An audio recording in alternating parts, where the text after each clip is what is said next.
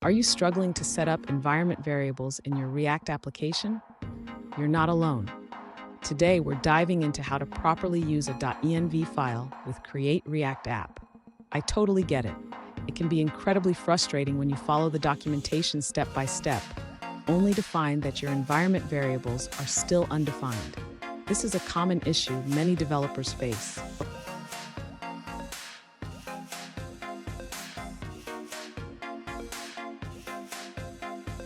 Let's look at the specific situation.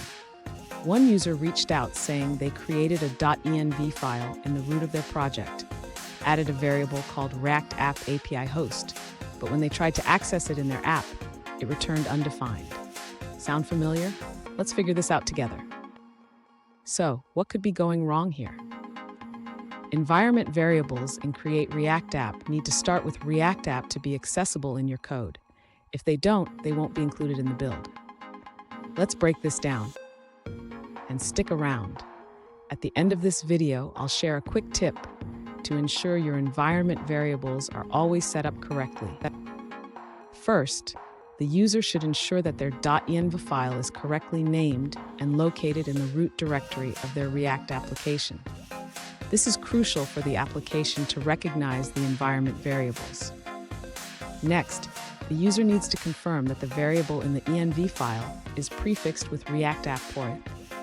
This is a requirement for Create React App to expose the variable to the application. After that, the user should restart the development server. Environment variables are loaded when the server starts, so any changes to the env file require a restart.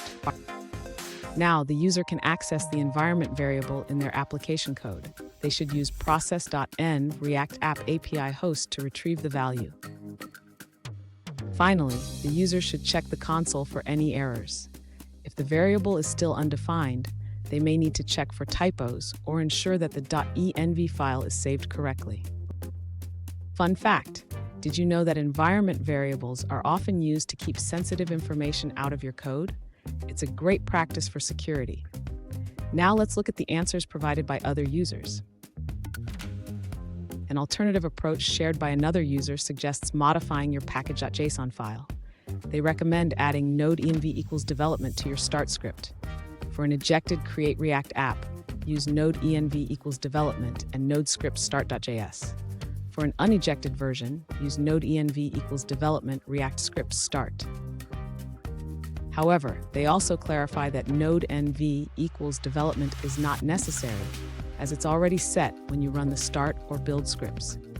Remember, your custom environment variables should follow the React app format, which you have already done.